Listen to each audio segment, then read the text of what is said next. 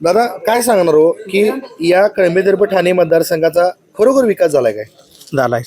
सागर भोगम आल्यापासून की आमच्या पंचायतच्या अशा काही गोष्टी होत्या की त्याला पत्र सुद्धा नव्हतं, ते पत्र सुद्धा घालण्याचं काम केलं त्याने.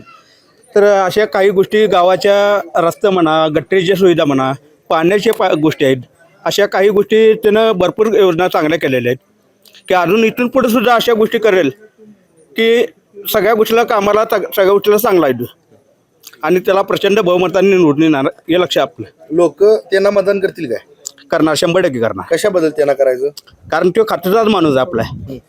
गावाच्या सगळ्या विकासाच्या गोष्टीबद्दलच्या गोष्टी आहेत, पण आपल्या सगळ्या गोष्टी त्याने योजना बिजना सगळ्या आणलेल्या आहेत, कामं चांगली आहेत. त्यामुळे त्याला कुठल्याही परिस्थितीत 100% माणूस निवडून देणार.